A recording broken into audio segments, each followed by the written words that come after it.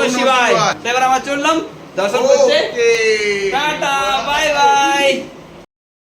যাব দ্বারকা, যে দ্বারকা শ্রীকৃষ্ণের Dwarka. Welcome back again my new video. এটা যে গুজরাটের সোমনাথ জ্যোতির্লিঙ্গ, এটা আমাদের এই ট্যুরের 4 নম্বর দর্শন হচ্ছে। সো আজকে কারাতে পুনেতে চেপেছি, এখন আমরা পৌঁছে গেলাম গুজরাট। এইখানে সোমনাথ দর্শন করব কালকে। এখন লেট হয়ে গেছে, প্রায় 3টা সাড়ে 3টা বাজে।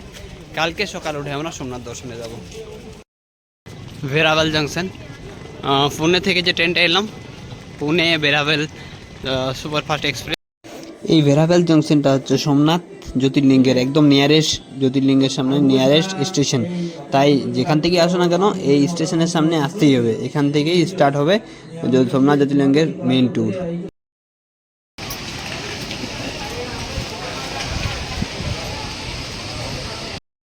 এখন আমরা বর্তমানে সোমনাথ মন্দির, সোমনাথ জ্যোতির্লিঙ্গ গুজরাটে অবস্থিত। রানী অহল্যাবাইয়ের মূর্তি সামনে আছে, বাবা বল্লভভাই প্যাটেলের ইতিহাস তো আছেই। সো এটা হচ্ছে সোমনাথ জ্যোতির্লিঙ্গের পুরোনো মন্দির। আর পেছনে রয়েছে সোমনাথ জ্যোতির্লিঙ্গের নতুন মন্দিরটা, যেটা ভিতরে এন্ট্রি, মোবাইল এন্ট্রি একদমই নেই। কালকে রাত্রে আমরা একবার গিয়েছিলাম, সেখানে দেখলাম কোনো রকম মোবাইল, জুতা কিছু অ্যালাউ নেই। মোটামুটি 500 মিটার আগেই সব কিছু রেখে নিচ্ছে, খালি পায়ে ধুতি ফুতি পরে যেতে পারো। তো আজকে আমরা ধুতি পরে চলে এসেছি সোমনাথ পুরোনো মন্দির, দর্শন করলাম, পূজা হয়ে গেছে। এবার যাচ্ছি রুমের দিকে ড্রেস ট্রেস থাকবো। সোমনাথ জ্যোতির্লিঙ্গে আসার জন্য যেটা করতে হবে, নিয়ারেস্ট যে কোনো রেলওয়ে স্টেশন থেকে আসতে হবে ভেরাভেল স্টেশন থেকে নেমে, গুজরাটেরই এখান থেকে নেমে একটা অটো নেবে, 30 টাকা করে ভাড়া নেবে। সেই অটোতে একদম পৌঁছে যাবে সোমনাথ মন্দিরের পাশাপাশি হোটেলগুলোতে। ওখানে এক রাত স্টে করে পুজো দিয়ে তুমি সাইট সিন ঘুরে বাড়ি যেতে পারো।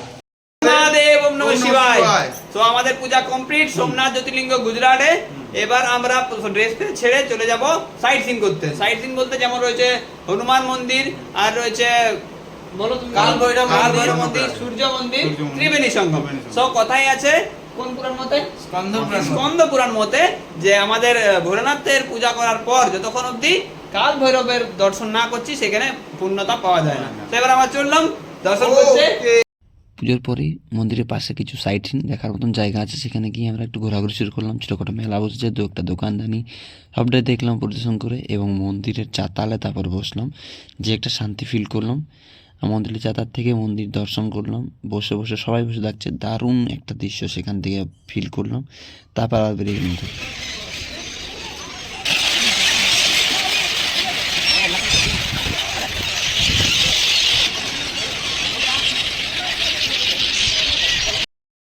বলা হয়নি যে সোমনাথ জ্যোতির্লিঙ্গ, 12 জ্যোতির্লিঙ্গের মধ্যে সোমনাথ জ্যোতির্লিঙ্গ এমন জ্যোতির্লিঙ্গ যে পুরোপুরি আরব সাগরের একদম কিনারায় বাস করে।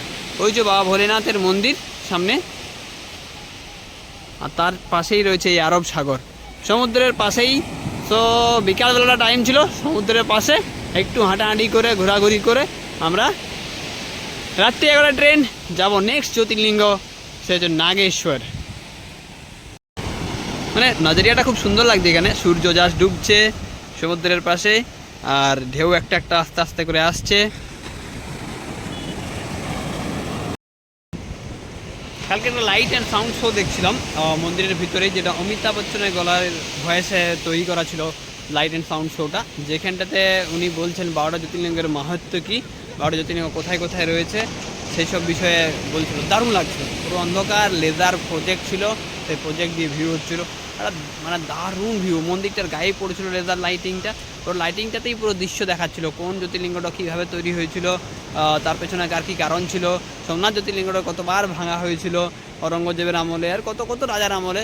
কিন্তু আমরা হার মানিনি, আমাদের হিন্দুত্ব হার মানেনি, এবং এটা কন্টিনিউ বানাই, যতবার ভাঙা হয়েছে ততবার এটাকে বানানো হয়েছিল।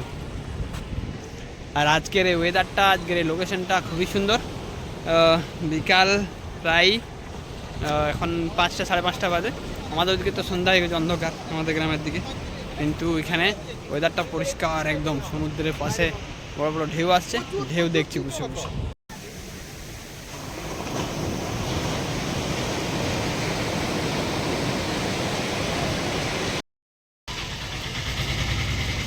ফেব্রুয়ারি সন্ধ্যেবেলা, রাত্রিবেলা। আচ্ছা, যদি আরেকটা আমি তাহলে আপনার কাছে। তো কাল বিকাল 5টা থেকে আজকে রাত 10টা বাজে। এইটুকু টাইমের মধ্যে আমরা সোমনাথ মহাজ্যোতির্লিঙ্গ ভোলেনাথের দর্শন করলাম, প্লাস আরব যে সাগর, সেই সাগরের সামনাসামনি ঢেউ খেলাম। আর আরও 2-4টা সাইড সিন রয়েছে, যেগুলো আশেপাশে যে মন্দিরগুলো রয়েছে, গণেশ মন্দির, কাল ভৈরব, সেগুলো সব ঘুরলাম। এবারে রাত 11টায় আমাদের ট্রেন, যাব দ্বারকা। যে দ্বারকা শ্রীকৃষ্ণের দ্বারকা, সূর্য মন্দির। তো দ্বারকাতে গিয়ে পরে অন্য ভিডিওতে দেখা হবে। তো এখনের মতন জানাও সবাই কেমন লাগলো সোমনাথ জ্যোতির্লিঙ্গ দর্শন। আর এটা আমাদের হয়ে গেল 8 নম্বর জ্যোতির্লিঙ্গ দর্শন। ফাইনালি কমপ্লিট হয়ে গেল গুজরাটের সোমনাথ জ্যোতির্লিঙ্গ দর্শন। এবার আমরা টার্গেট দিলাম নেক্সট জ্যোতির্লিঙ্গ নাগেশ্বর, যেটা রয়েছে দ্বারকাতে। তো কেমন লাগলো ভিডিও জানিও অবশ্যই। Thank you so much. দেখা